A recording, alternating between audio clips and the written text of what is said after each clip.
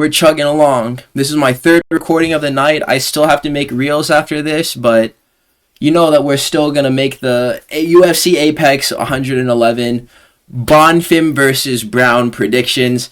This will be going down Saturday, November 8th at that UFC Apex, boy. Whenever I see Randy Brown, it makes me think about Jamaica. And the funniest Jamaican meme right now is the one where the kid is like, I can't eat my protein! And he's like, 52, Bombaraz Clot, Pussy Wagon, Chicken Nuggets. I've been saying that to myself all day ever since putting that there at the opening of this slideshow. Forget the Golden Freddy's KO. We need a sunken place KO. I want to see a dude get his jaw spun so bad that he looks up and starts ascending. And like we see that happening. Whether it be Bonfim here or anybody else on the card, I have a feeling that this Apex fight night, to make up for the last one that we just watched that didn't really have that much action by and large, other than the main, the co-main, and then the Elikana fight at the top of the prelims, everybody's going to sleep this Saturday. That's my prediction. Most of the fights that I'm calling right now, as far as like the way that they're going to stop, it's going to be by some type of stoppage, and it's going to be by a knockout. I think that by and large submissions are going to be a hot commodity. The same thing can be said about decision wins. People are going to sleep on this night. They're going to get knocked out. Honorary Jamaican memes here. We have Chet Hanks, the honorary Jamaican himself. And did you guys remember that video too of the girl like who was going to do the Jamaican accent? She was like, Balegne. Alright, so this is another poop versus pee matchup to get us going on the card. It's usually this, man. Like, if it's not some heavyweights, just heavyweight stink, or some women's strawweight stink, it's like some middleweight stink like this. But I appreciate the fact that we're getting a lighter weight class matchup than heavyweights if this is going to be the male fight opener. Jackson Mcvey versus Robert Valentin in the middleweight division. My goodness. Robert Valentin, he's competed with a better level of comp in the UFC than Jackson Mcvey, but he's gotten smashed by pretty much everyone that he's fought with. Before, he showed kind of to be somewhat of a decent grappler, all things considered. He was getting to ground and pound finishes and also submissions too. But then he got match made with Ryan Loder, and he like showed negative grappling IQ in that fight. He was like putting himself into bottom side control with the submission attempts and also throwing himself into crucifixes as well, and he got stopped inside of a crucifix. Ryan Loder, though, is of a very good background as far as grappling goes. D1 accolades and NCAA wrestling, and then also is the wrestling coach at American Top Team. Jackson Mcvey, he was supposed to fight with Cedric Dumas in his debut, and then that fight fell through because dog crate. It was really just like he couldn't get a court mandate to get off of the ankle monitor to go fight in the octagon. So they were like, okay, Jackson Mcvey, we're going to have you debut against another LFA guy. His name is Christopher Ewart, or Christian Ewart. This guy was on week 1 of Dana White's Contender Series. Absolute fart butt that fighter was. He was trash, dude. I can't even lie to you. That guy was bad. That guy like couldn't make weight or something the week of the fight, so then that fight ended up falling through. And so they were like, we have Bruno Ferreira. If you want to fight Bruno Ferreira, I think that was UFC 319, bro. We have Bruno Ferreira here if you want to take a shot and fight him. And Jackson Mcvey was like, sure. And he was undefeated at this time. So he completely wiped his butt with his undefeated record that he earned fighting Cans and LFA, might I add, to scrap with Bruno Silva, who absolutely farted on him in that fight. And the reason why I'm going to pick Robert Valentin to win this fight via round 1 KO is because, call it stage fright or whatever you can attribute it to, Jackson Mcvey did actually nothing right in this fight. He had no moments and nothing that made me be like, oh, wow. He's showing glimmers of actually being a competent fighter that could win a fight in the UFC up against a guy who's less good as Bruno Ferreira. Bruno Ferreira is like my favorite fighter at 185. And I think that he's going to be ranked very shortly whenever he does fight Marvin Vettori. I think that's UFC 323. But, I mean, Jackson Mcvey, that was a light snack for the Hulk. So that's why I think that Robert Valentin is going to pack up Jackson Mcvey. Jackson Mcvey is demonstrated to be, in like the short octagon time that he's had in the UFC, a worse striker than Robert Valentin. And he just really rolled over for Bruno Ferreira. But again, I'll add that was overkill. I think that there's a significantly lower threshold of skill as a fighter that you must reach in order to beat Jackson Mcvey in the octagon. The only thing that this guy really has going for him is the fact that he's pretty tall for 185, but he doesn't share in having the same UFC octagon experience as Robert Valentin, and that's going to matter. Another thing that might actually doom Valentin to lose this fight is take a look at that Naruto seal on his stomach. He may be clapped for that. This is cooked. This is cooked. Whenever I see that, I'm like, ooh. I pick that guy reluctantly after seeing the Naruto tattoo. He may actually get fried up for the fact that he has cringe ink on his body. But I mean, yeah, sure. We'll go with the Robert Valentin round 1 KO. In all reality, we probably get a stinky 3-rounder. But hopefully Robert Valentin wins in any event.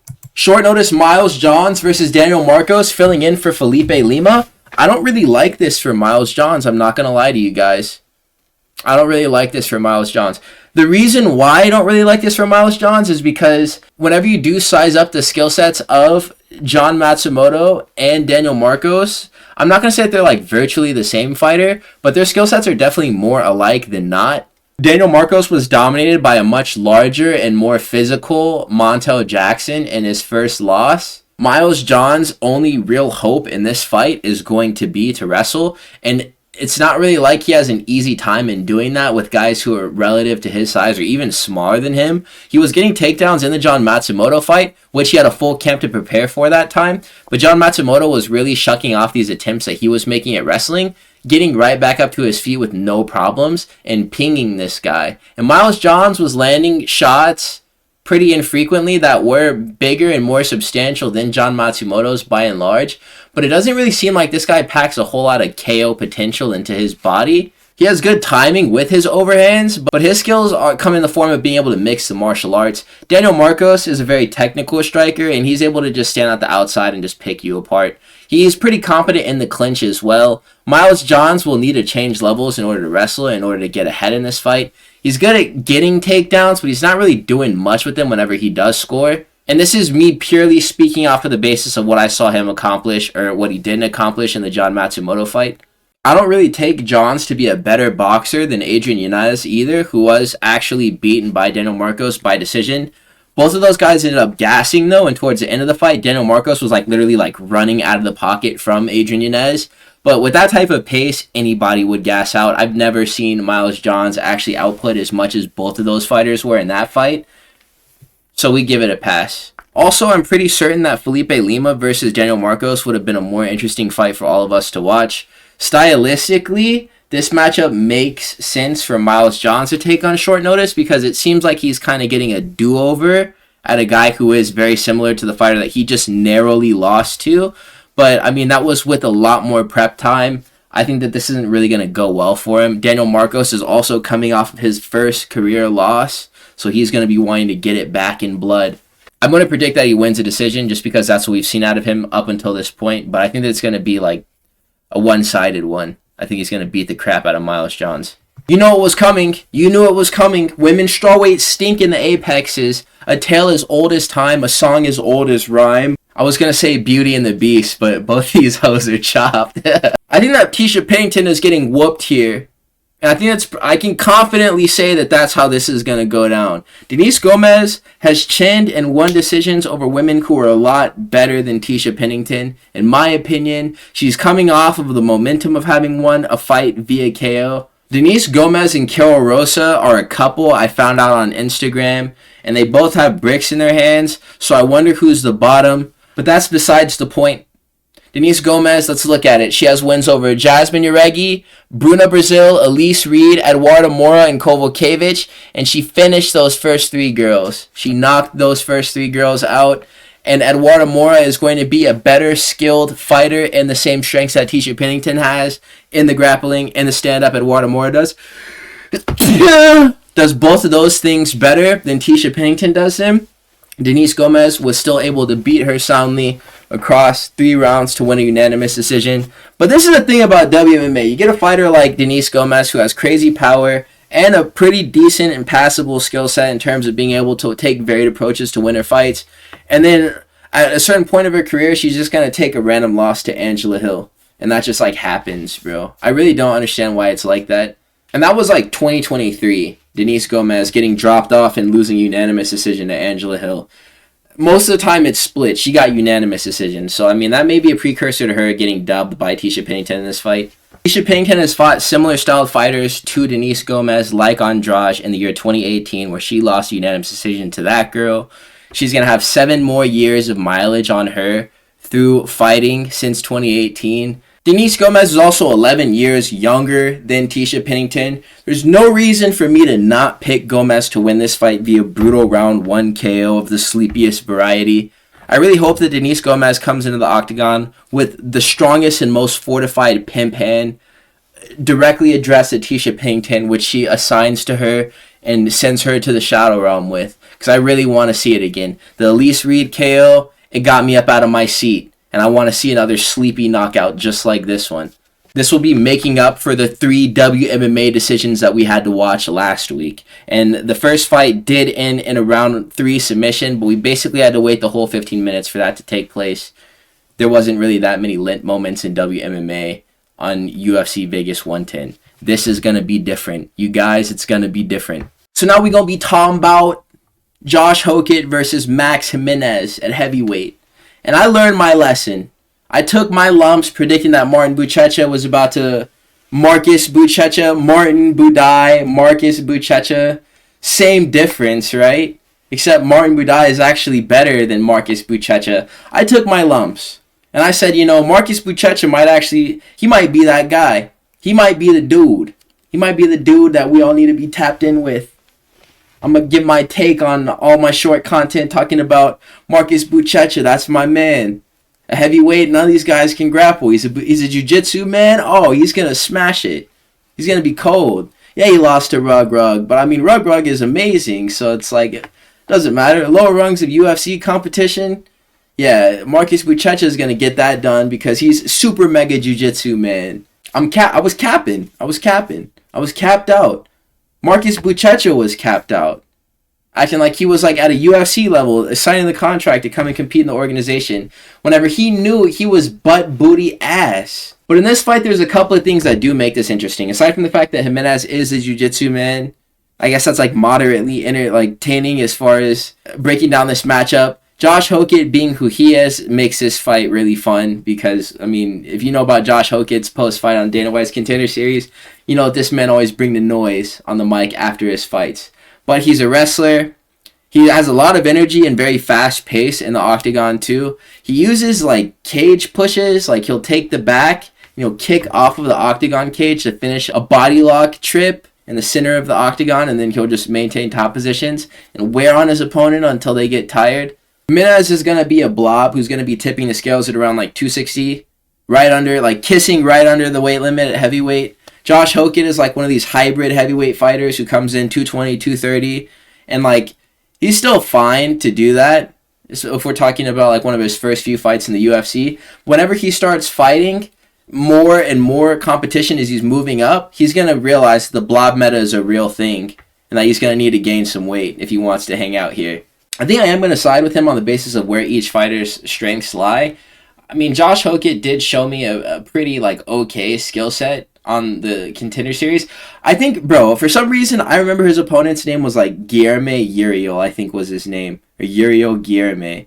And he just, it was this fat, overfed dude, and he just literally took him down and made him tired across 2 different rounds, and then just made him quit. And that... I don't foresee that happening to Max Gimenis, but Max Gimenis is going to have that pace put on him, so it's very possible because that's exactly what happened to Marcus Buchecha in his fight with Martin Budai. Pretty much, dude, that's what it was to watch. I am not expecting this to be much more. In all reality, I really just want to see Josh Hokit get on the mic and say some more cringe because I think it's funny.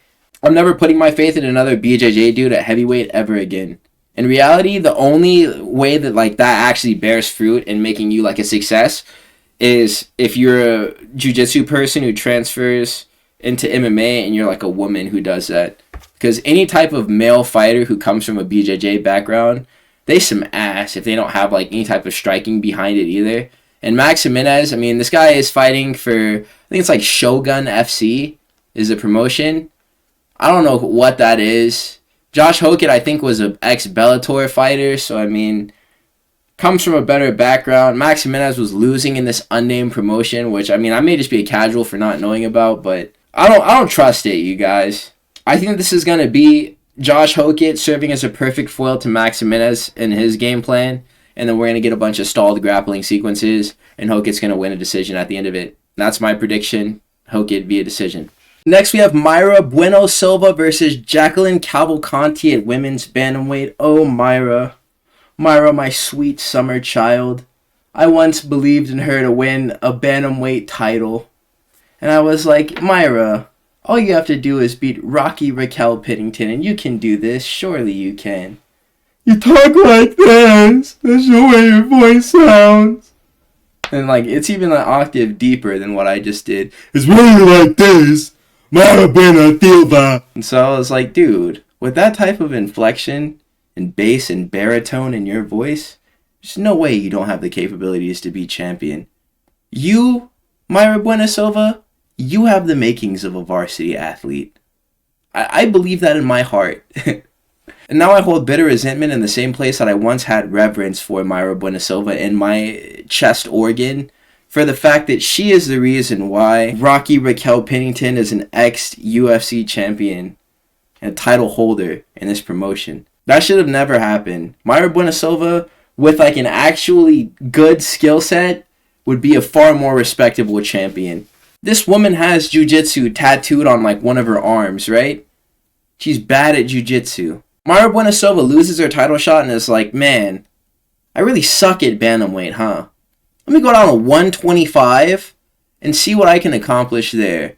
So she cuts the extra 10 pounds. Her last weigh-in was at 126 at flyweight, and she fought Jasmine Jasudavicius. And don't even get me started on Jasmine Jasudavicius. I thought she would be champion.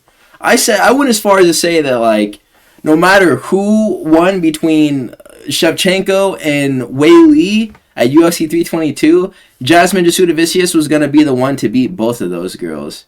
Boy, did I not know what I was saying. Whenever she fought Manon Fiore and died, like, oh my god, she got murdered in that fight.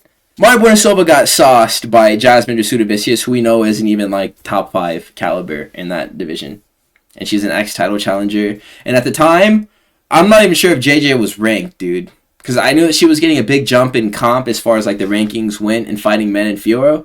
I don't even know if she was top 15 whenever she beat up Mayra Bueno Silva the way that she did.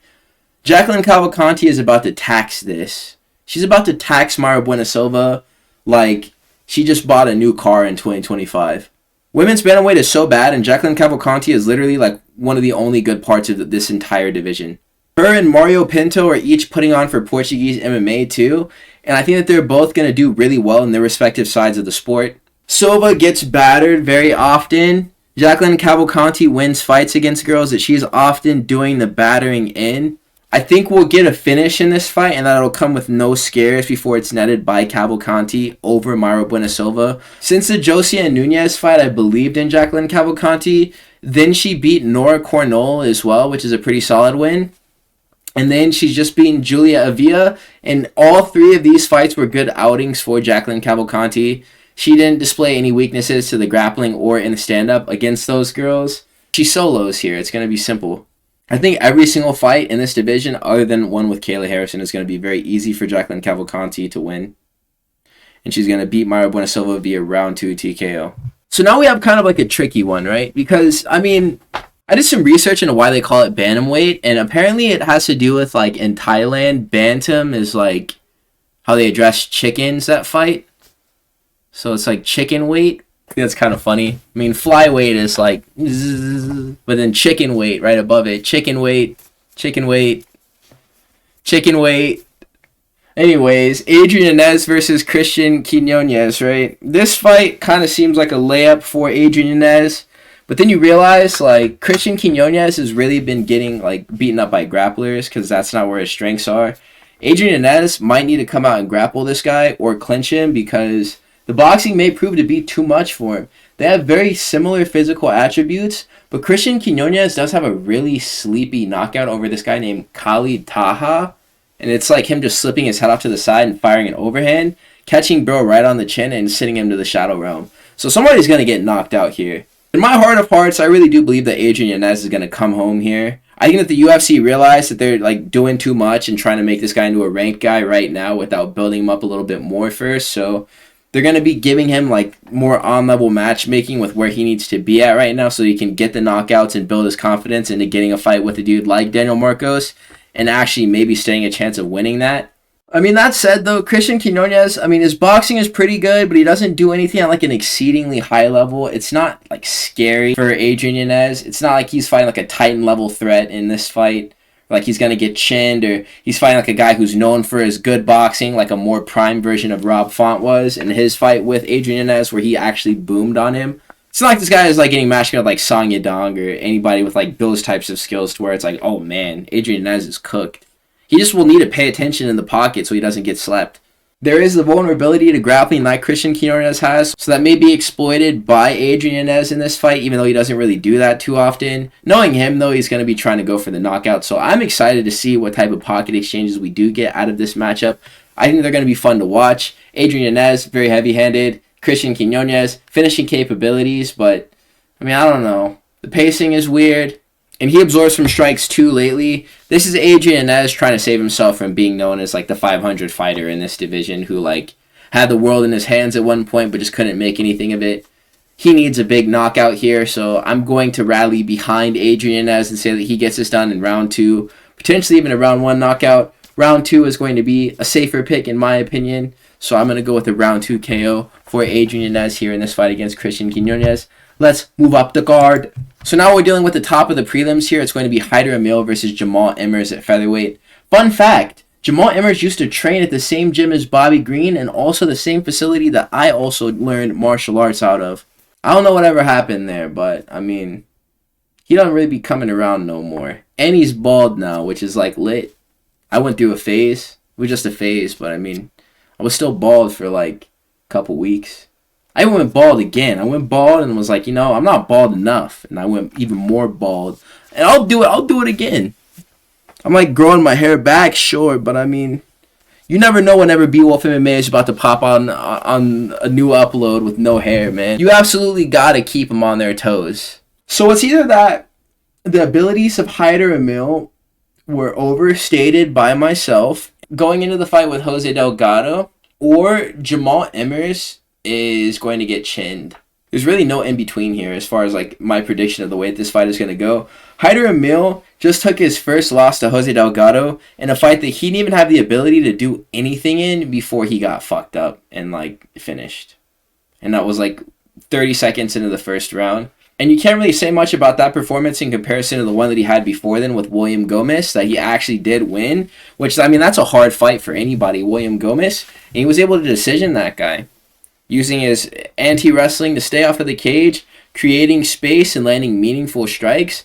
Jamaal Emmers is a fighter where it's like his striking seems like it's playing at 0.5 speed, and he's always had the grace of being able to fight with guys who have bad striking defense, and they just get hit with these like slow-looking punches. And he's able to get finishes and to beat dudes without like the lock-in gene. And the lock-in gene is possessed by Hyder Amil, and that's the reason why I will pick him to win this fight via stoppage.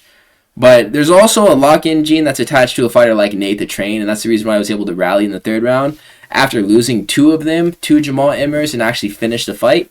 I just think that Hyder is so much faster than Jamaal Emmers. I think that that's going to be the tale here, like the story that we're going to be looking at as this fight unfolds. The speed of Hyder Amil is going to be so prevalent in this matchup. I could totally see Hyder Amil just swarming Jamaal Emmers and landing another one of those crazy Jong Young Lee extended combinations to finish this fight.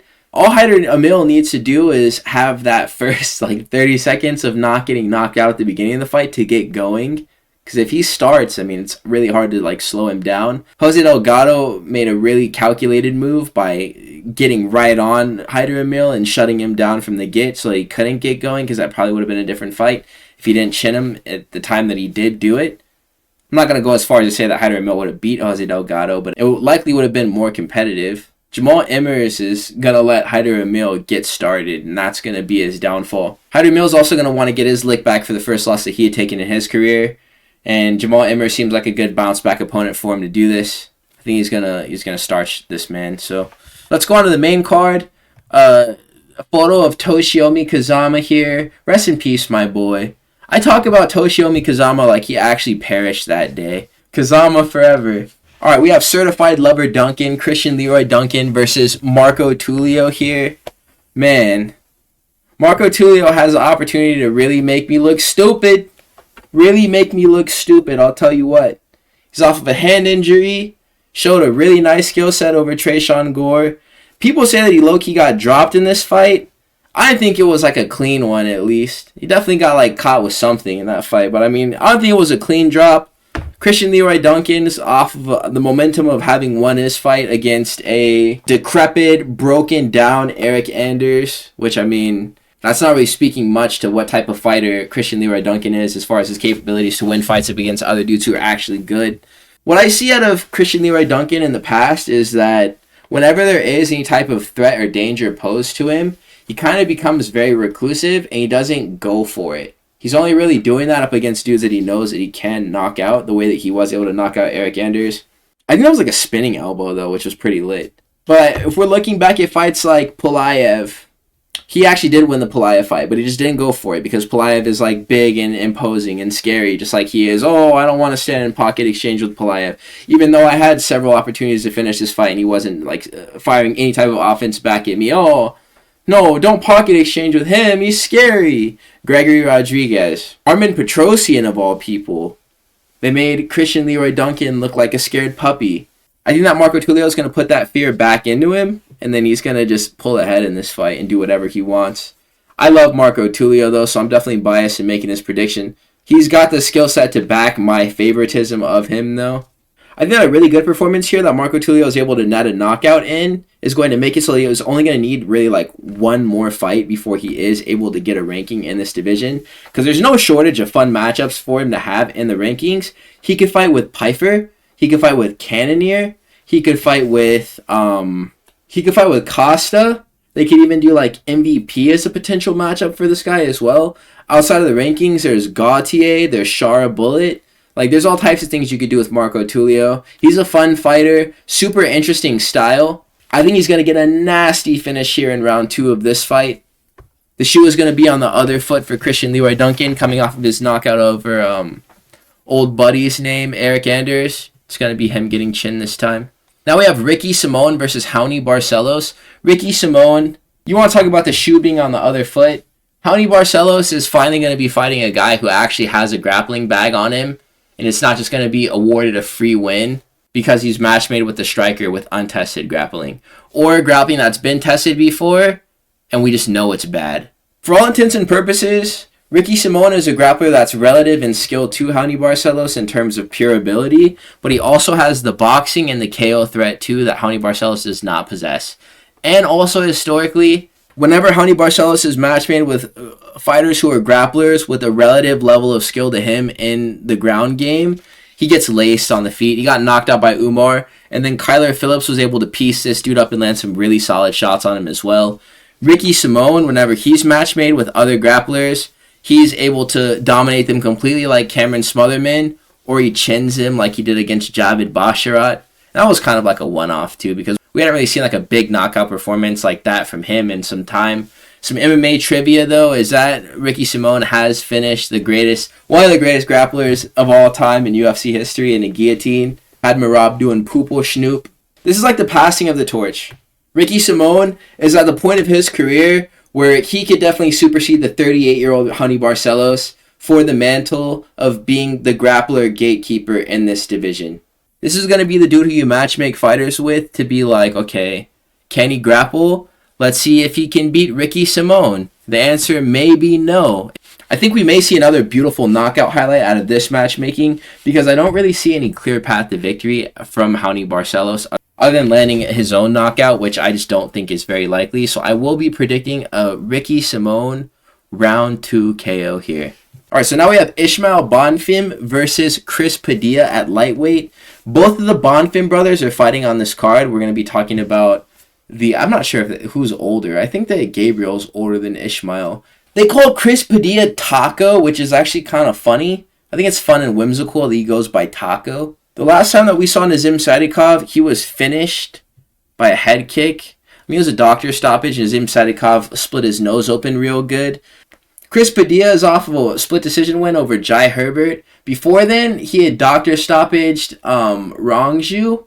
Rongju, who had a really good showing in Shanghai the last time that they were in China. Padilla has the wrestling and he has the striking as well, and he's really good at forming reads. The only thing about Chris Padilla that makes me kind of nervous in this fight is that his defense is pretty one-dimensional. He's not doing a whole lot of changing of angles. He's really just advancing with the high guard, which may get him in trouble because Benoit Saint-Denis did the same thing against Ismael Bonfim, and he was getting caught with some pretty nasty shots.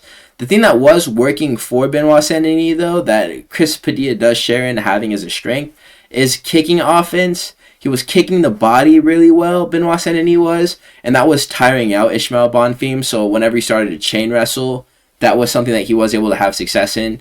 Benoit Saint-Denis' strike defense is really bad, though, and Ismael Bonfim winds up and swings really big on all of his shots. There's like 110% on everything. But that's really no different to how like Rongju was fighting Chris Padilla in that fight. Chris Padilla, he found a way to take over and control that fight. Stay on the outside, landing combinations where he could. The openings for the right hands were there, and he was seeing them as the fight progressed, but he was getting caught at the tips of Rongju's punches on numerous occasions through 5 minutes. It'll likely be this way in a fight with Ismael Bonfim. There may be some scary moments, but ultimately, I think that I will trust Chris Padilla to win this fight. The reads may come earlier than we saw them in the Rongju fight. Ismael Bonfim doesn't display to have like the best amount of durability or the greatest level of survivability whenever he does get hurt. So Chris Padilla does a really good job of staying in the face of these pressure fighters. He doesn't get freaked out or scared by the pressure coming towards him on the cage. He'll just chill there with the high guard, work his ones, his twos, the low kick. He'll bring the kick up to the body whenever it does suit him. He'll utilize his weapons to be able to keep himself from getting knocked out by Ismael Bonfim. I think he's going to set up a KO of his own. And I think that's just because, based off of the fights that I did watch of Padilla, it seems like he does a really good job of punishing fighters who load up. And that's exactly how Ismael Bonfim always strikes. It's really big shots. So I think that we can put our hopes and dreams into a Padilla KO coming at any point in the fight. I'm going to predict round 1, though. So that's going to be my prediction for this fight at lightweight. Muslim Salikhov versus Uros Medic is the next matchup. Fellas, tell me why Muslim Salikhov wins this fight. Tell me why he knocks out Uros Medic, too. Uros Medic coming off of a knockout highlight off of Gilbert Urbina does not move me. Prior to this, it was him getting chinned by Punahele Soriano. And then before that, it was him knocking out Tim Means. So up against like the bottom of the barrel in this division, or guys with just decrepit chins, he's able to get knockouts. And I have no reason to believe that Muslim Salikhov has a titanium jaw. But I mean, he's dangerous in his own right. Muslim Salikhov is a stand-up fighter. The king of Kung Fu, he calls himself. But he trains with Khabib, so he definitely has some layer of grappling if he does want to rely on that. Oralbai was able to subdue Uros Medic, and Oralbai's strengths likely are in the grappling, but he's shown in his fight up against Mateusz Rubeski to not even be the best grappler if Mateusz Rubeski was able to get the better of those exchanges, compounded with the striking too. But I mean, Muslim Salikhov also has the striking. So I mean, MMA math doesn't really work. I think for a different set of reasons, Uros Medic isn't even in the same stratosphere as fighters like Oralbai or Muslim Salikhov. And these fighters aren't even anywhere close to the top of the totem pole.